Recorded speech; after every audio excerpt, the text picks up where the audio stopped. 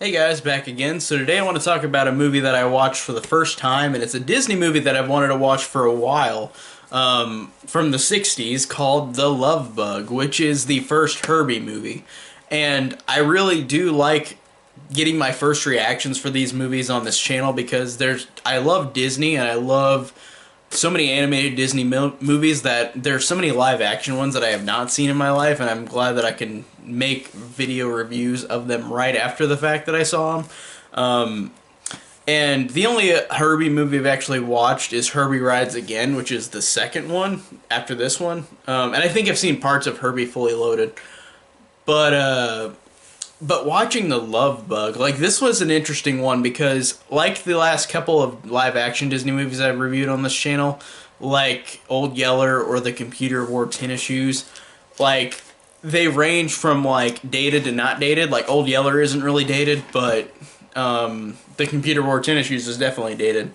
And this one's interesting because it's just about the car Herbie that, like, follows this character named Jim who's down on his luck, and he and them become friends. And it's a basic story, and it is dated in a lot of ways, but I do enjoy the story overall still. Like, watching it for the first time in 2019, it does feel dated, but it still has a lot of things that are relevant. Like, the story is relevant in a lot of ways. Like, just, it doesn't feel like the story's really dated. It's just got dated elements to it.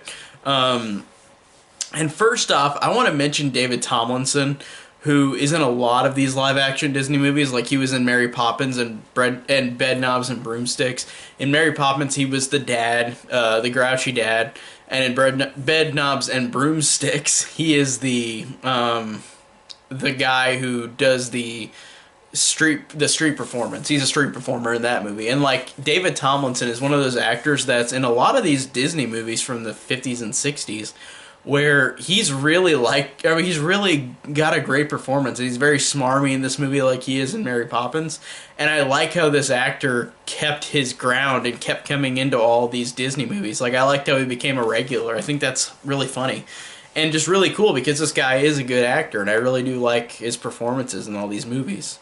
And speaking of being dated, this movie is very 60s because there's a moment in the movie where Carol, like, she's the girl character who kind of falls for Jim, and they're both in the car with Herbie, and Herbie's locked him in the car, and they're at a drive-through, or at, like, a dine-in kind of place outside, where, like, you order food outside, and she looks over, and she's trapped in the car because Herbie's not letting them out, and she looks over, and there's these two really 60s hippies, and she says, I'm a prisoner. And the hippie, of course, says, we're all prisoners here, chickie baby. And I just sat there like, no, that's very dated. At that moment I was like, okay, that's really, I don't know.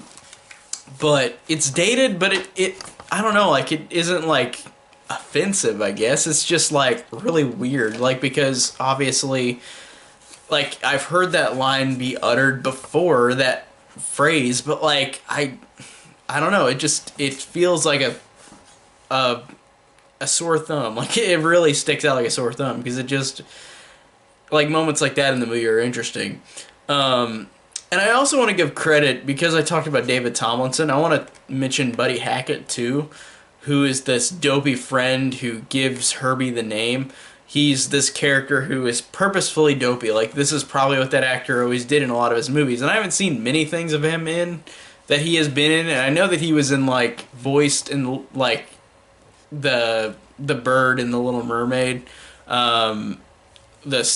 was the voice of that guy in The Little Mermaid. But he, in this one, is very dopey, and he's funny, but he's got a performance that is 60s. It's not, like, dated. It's just like, oh, you can tell this is a performance from the 1960s. Like, it just has that type of way he delivers lines. And besides it being dated, there's a couple moments where I was just sitting there like, wow, that got dark real quick, and it's kind of hilarious, too. There's a scene where it's very awkward because Herbie tries to like commit suicide, and like Jim's like, Herbie, no, and like he's on the end of the bridge, like trying tilting on it, and Jim gets on it, pushes him back up. Herbie is gonna commit suicide, and it was so silly. I didn't like. It's just silly because it was a car that did it, and I just thought that that moment in the movie, like, it's fine, but it's just weird again. Like, there's a lot of weird moments in the movie that just are dated or are very strange. Um, and then there's also a strange moment where Buddy Hackett has to speak Chinese to save Herbie from being impounded by these Chinese men. And again, that's a little racist, just a little. But also, there's a really fun ending for it because I really like the final race. Like, it's a long race, and it's really fun and shenanigan-y. And yeah, it is 60s, but the shenanigans, I think, were fun, where Herbie's riding over the water whenever they're driving through, like, because he's that fast of a car, and, or whenever David Tomlinson's character is stuck with a bear in the car because a bear switches out with the other character that was in the car with him, and it's silly and fun. And then like at the end, like the Chinese literally put the car on a thing and lift him up and walk him with them. Again, kind of silly, kind of racist, but it was funny. But yeah, and the final race was really fun, But yeah, it's a really mixed bag because there's things that are funny about it, and there are things that are kind of, oh no, don't do that about that. We're like, but it still overall is a fun time. It's just dated. There's a lot of dated, strange moments.